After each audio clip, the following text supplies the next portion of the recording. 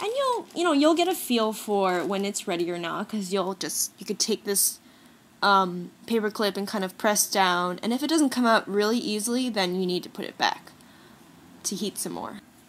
So you can even put 2 shadows on at the same time, or how many can fit in your flat straightening iron, and just kind of put them on, 30 seconds apart or a minute apart, so that, when the first one is finished, you can pop it out, and then the second one will be, requiring another minute or so.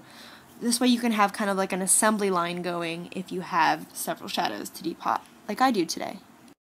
Okay, so I repeated the same process on the rest of my eyeshadows, so you'll end up with 5 pans with the magnets on top of them, or how many you have, with their removed plastic pan that was holding them inside the case.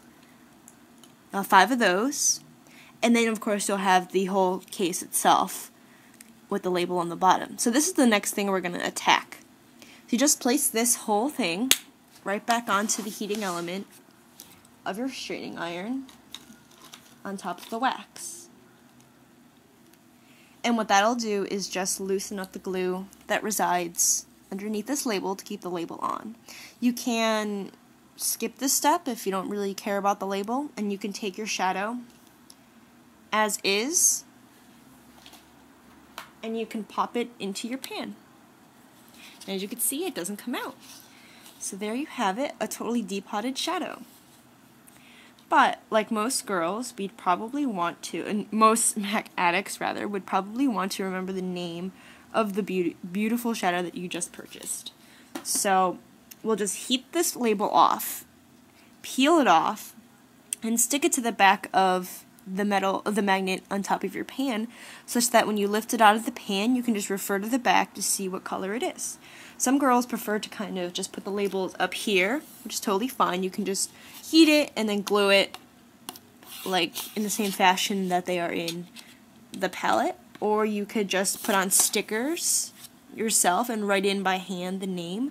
You can do the same thing and just write in the name on the back if you just put on a sticker or a label. It's really up to you. If you don't want to do this step, then there's other ways to label your shadow. So this one's called Beauty Burst.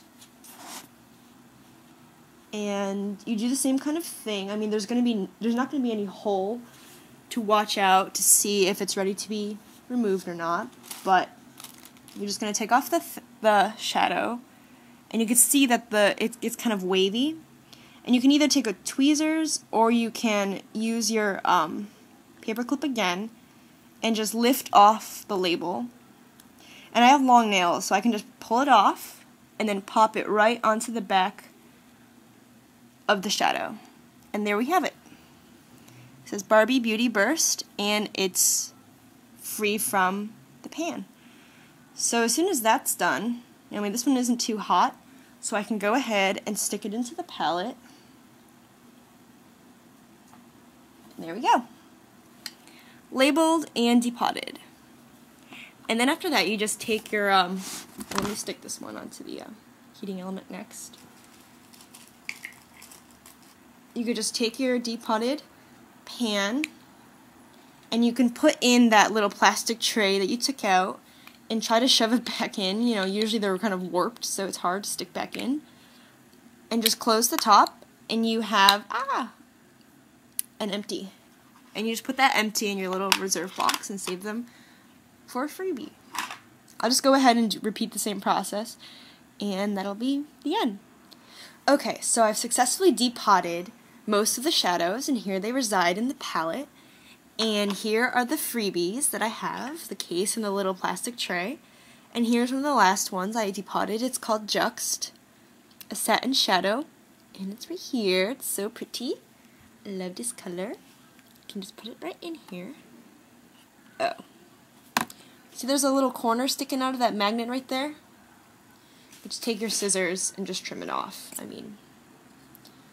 No one's going to see the underside. There we go. And one tip that I can mention is that when you're trying to pry off the label, you can actually kind of make a hole in the corner. Wait, let me find a better one. Yeah, right here. So the label is usually up to this edge on the bottom, and if you can see right here, when the plastic was pretty much melted, I just stabbed a hole right next to the label. So if you stab it, you can make a space in which you can take your fingernail and grab it and pull it out, instead of having to, just slide it along the edge, just kind of like scrape it off. You can make a hole so that you can just peel it off after, creating a little space in there. So that's a tip. And here are all my freebies. I didn't have enough magnets to, depot eye popping, but I'll come back and do that later. So that was my tutorial, and I hope you enjoyed it. Feel free to comment or email me if you have any questions. And good luck to those who will start soon with a MAC palette. Bye-bye.